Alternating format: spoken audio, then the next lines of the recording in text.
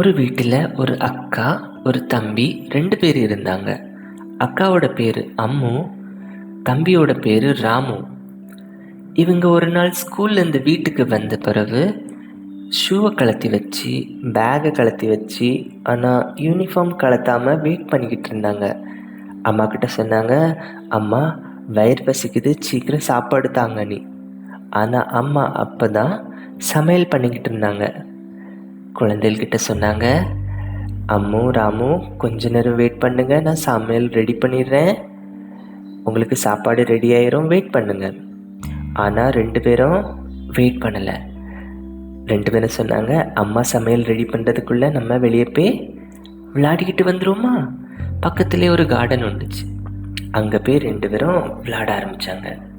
அங்கே இந்த சறுக்கு வண்டி இருந்துச்சு, இந்த சுற்றக்கூடிய வண்டி இருந்துச்சு, அப்புறம் தொங்குறதுக்கு இருந்துச்சு.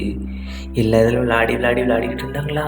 அங்கே ஒரு நாய்க்குட்டியும் இருந்துச்சு. அந்த நாய்க்குட்டி கூடயும் நல்லா விளையாடினாங்க. ஆனால் என்னது, அங்கே கொஞ்சம் தொல்லியாக கிடந்துச்சா. அந்த மண்ணில் கையெல்லாம் ரொம்ப அழுக்காயிட்டு. கொஞ்ச நேரம் விளையாடிக்கிட்டு வீட்டுக்கு வந்தாங்க 2 பேரும். அம்மா பார்த்தாங்க, யாசினாங்க அம்மா, குழந்தைகளா, அம்மு ராமு இது என்னது, கை காலெலாம் இவ்வளோ அழுக்காக இருக்குது. நான் சமையல் பாத்திரத்தில் உங்களுக்கு சாப்பாடு போட்டு வச்சுருக்கேன், நீங்கள் 2 பேரும் கை கால் மூஞ்செல்லாம் கழுவிட்டு தான் வந்து சாப்பிடணும்னு சொன்னாங்க. ஆனால் ராமு தம்பிக்கு ரொம்ப வயிறு பசியாக இருந்துச்சா. கை கால் கழுவாமல் வந்து உட்காந்து சாப்பிட ஆரம்பிச்சிட்டான். ஆனால் அம்மு அக்கா பாத்ரூமில் போய் சோப்பை போட்டு கையெல்லாம் காலெல்லாம் கழுவிட்டு வந்து சாப்பிட ஆரம்பித்தான். 2 பேரும் சாப்பிட்டு முடிச்சுட்டு போயிட்டாங்க ஹோம்ஒர்க் எழுத. ராத்திரி ஆன பிறகு ராமு தம்பிக்கு வயிறு வலிக்க ஆரம்பிச்சு. அம்மா கிட்ட சொன்னா, அம்மா எனக்கு வயிறு வலிக்குது, ரொம்ப வயிறு வலிக்குதுமா. அம்மா கேட்டாங்க, நீ வெளியே ஏதாவது சாப்பிட்டியா ஸ்கூலில்? ராமு தம்பி சொல்லிச்சு, இல்லைம்மா, நான் வெளியே ஒன்றும் சாப்பிடலை.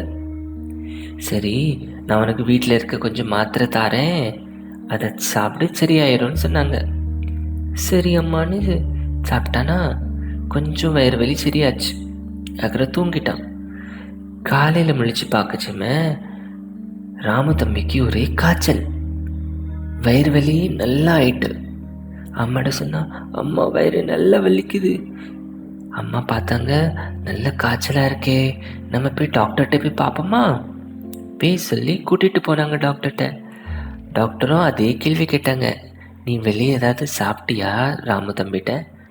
ராமு தம்பி சொன்னா, இல்லை, நான் வெளியே ஒன்றும் சாப்பிடலை. சரி, நீ வீட்டில் சாப்பிடச்சுமே கை காலெலாம் நல்லா கழுவி சாப்பிட்டியா? அதுக்கு அந்த அம்மா அக்கா சொல்லிச்சு, இல்லை டாக்டர், தம்பி வெளியேந்து விளையாடிக்கிட்டு வந்த பிறகு கை காலெலாம் கழுவலை, கை கழுவாமலே சாப்பிட்டான். டாக்டர் சொன்னாங்க, அதுதான் பிரச்சனை, நீ கை கழுவாமல் சாப்பிட்டியா, அந்த கார்டனில் உள்ள கிருமி எல்லாம் கையில் வந்திருக்கோம். அந்த கிருமி நீ சாப்பிடச்சுமே உன் கை மூலியமாக வாய்க்குள்ளே போய் வயிற்றுக்குள்ளே போயிருக்கும். அதனால் அந்த கிருமி தான் உன்னை இப்படி பாடாப்படுத்துது. உன்னை காய்ச்சலுக்கு உண்டான காரியமே அந்த கிருமி தான். சரியா, நான் இப்போ உனக்கு ஒரு ஊசி போடுறேன், அதுக்கு மருந்தும் தாரேன், கொஞ்ச நாளில் சரியாயிரும்.